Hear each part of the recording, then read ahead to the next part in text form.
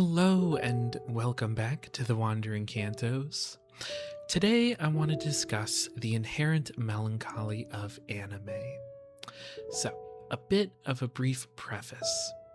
Before one begins their study on the inherent melancholy of anime, one must first acknowledge that this is a difficult subjective topic to cover. Everyone has a different lived experience, so some of you will agree with me, and some of you will have no idea what I'm talking about. Furthermore, if you understand what I'm getting at, I think you'll agree that it is, at times, difficult to put into words.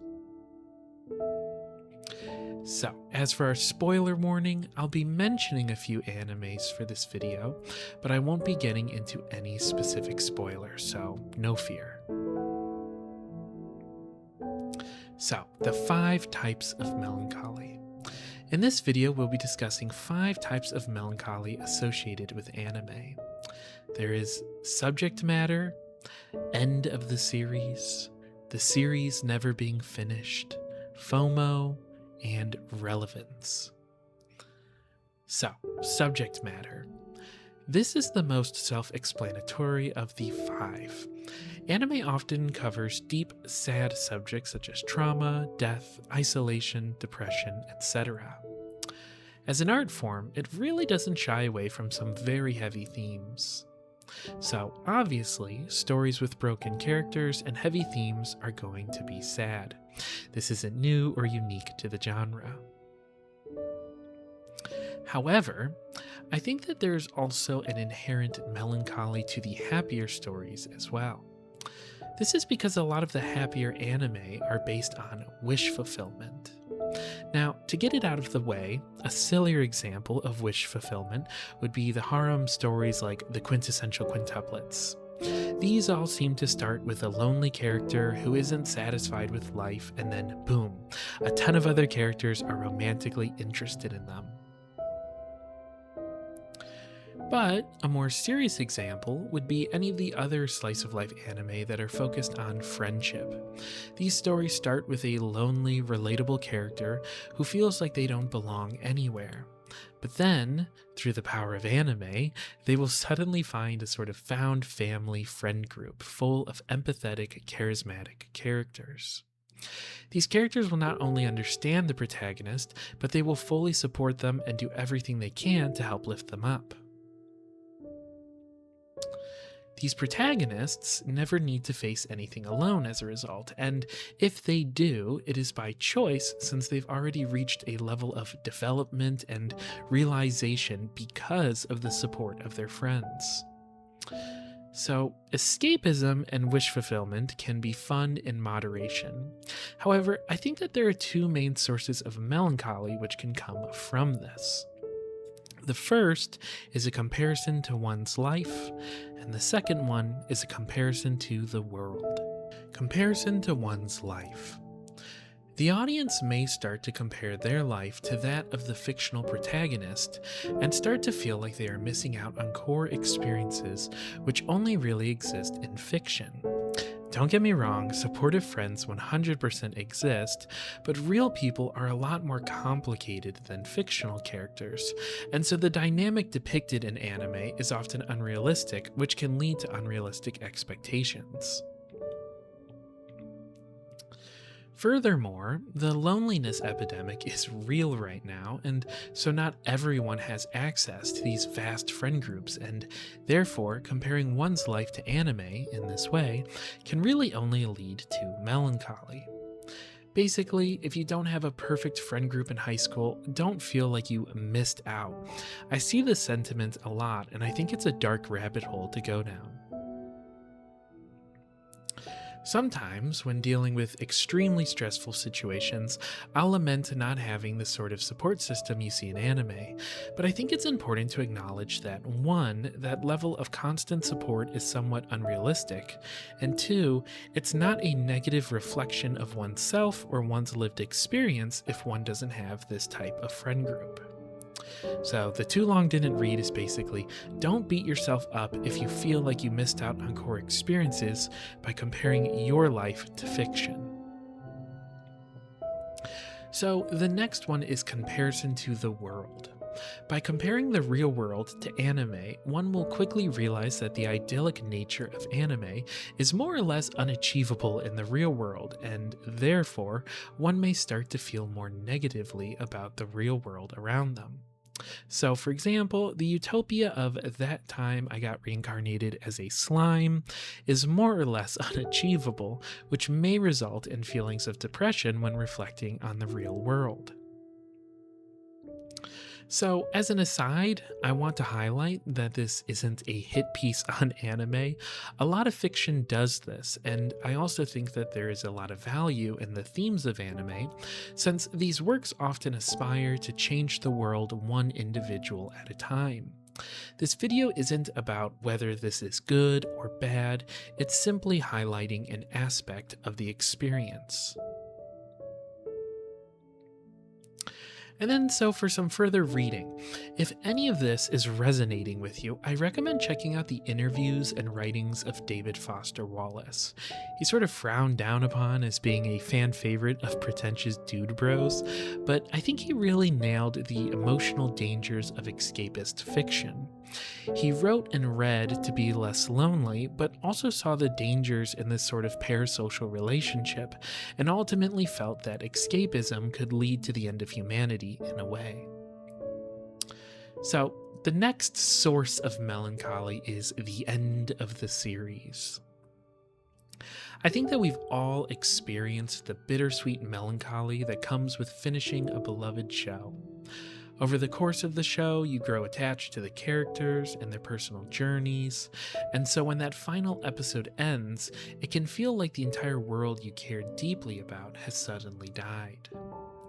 Alternatively, sometimes it almost feels like a phone call abruptly ending in which your connection to the show is disrupted, but the other end goes on. I think that when the human heart grows connected to something, it understands this connection as an investment. You grow invested in the show. Therefore, the heart essentially dedicates a portion of its emotional energy to the show. And then, when the show ends, your heart kind of freaks out because it doesn't know what to do with the emotional investment you had to the show. This is where the sort of hole in my heart feeling comes from. So, this is because an essential element to the consumption of media is the suspension of disbelief. We know that the characters are fictional, but when we watch the show, we allow ourselves to forget this. As a result, our hearts start to forget that the characters are fictional.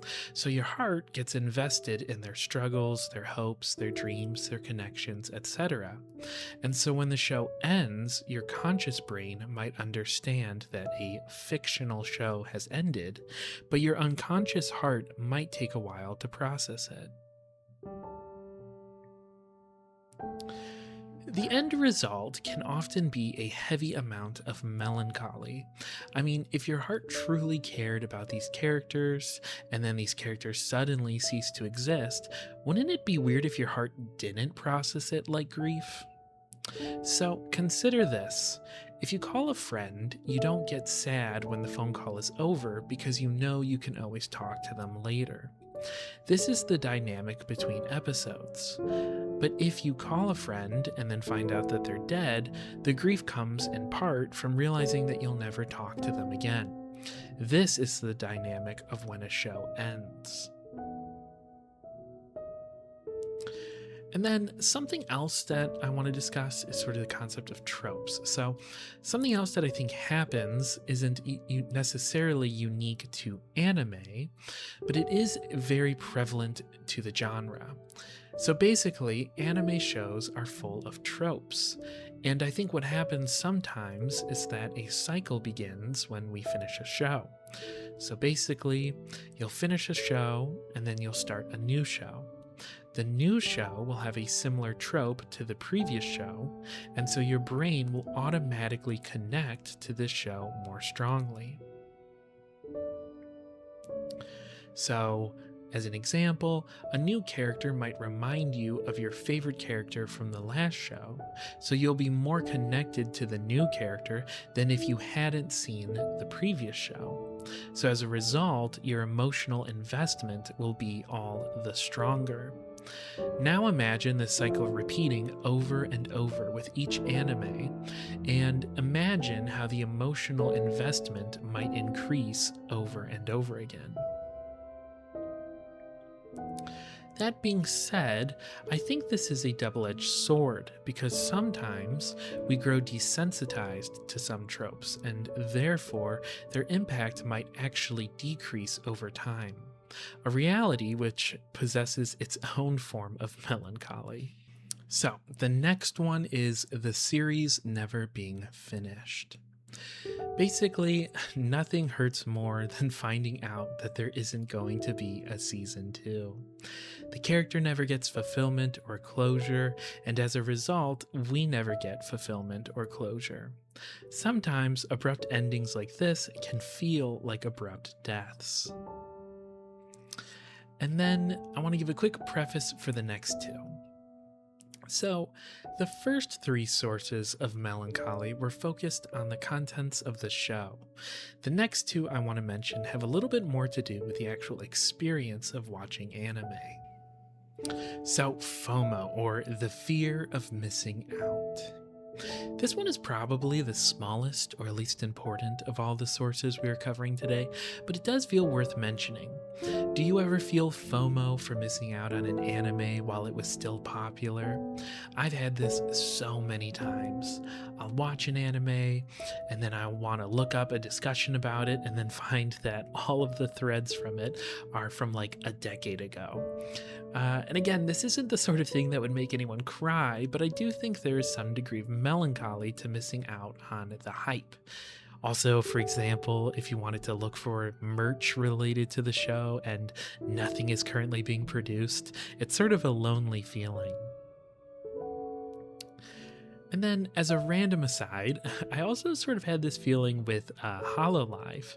I never really watched Hololive until I heard about Gargura graduating.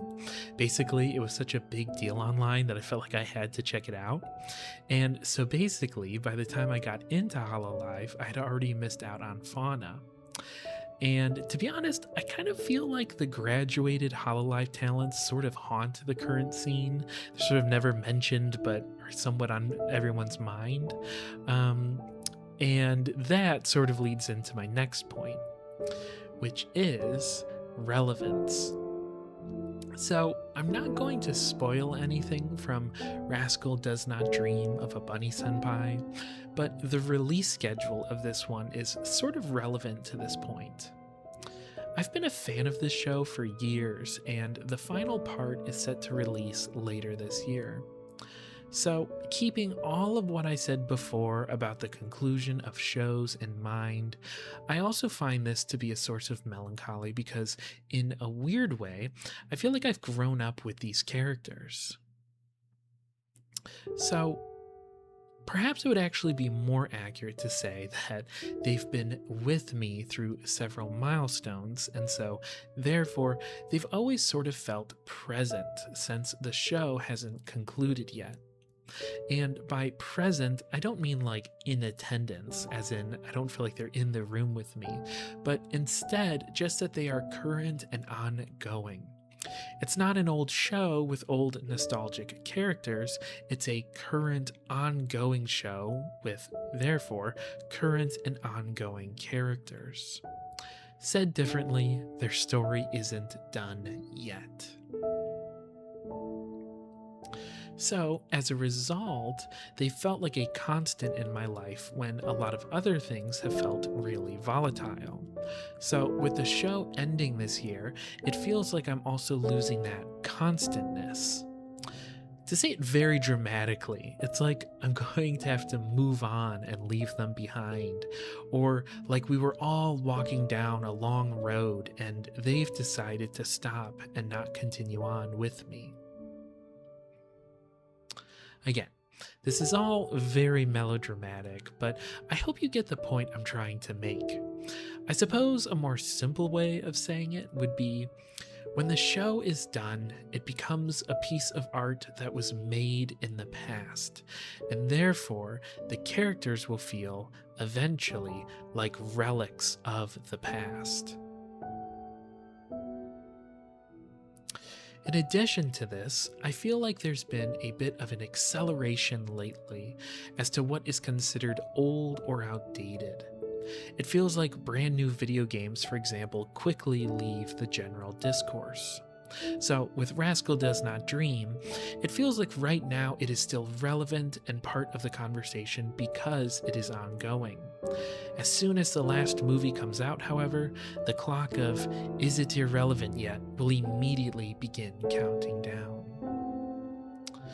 So, yeah, with that being said, I'm going to conclude this little video essay on the inherent melancholy of anime. Do you agree with my points? Do you disagree? Let me know in the comments. Also, if you get what I mean about the whole Rascal Does Not Dream thing, I'd especially like to hear your thoughts on that because I'm hoping you guys can relate to that. But if you enjoyed this, please consider subscribing and giving the video a like. It helps a lot. With that being said, I'm going to wrap this one up, so take care, and I will see you in the next one.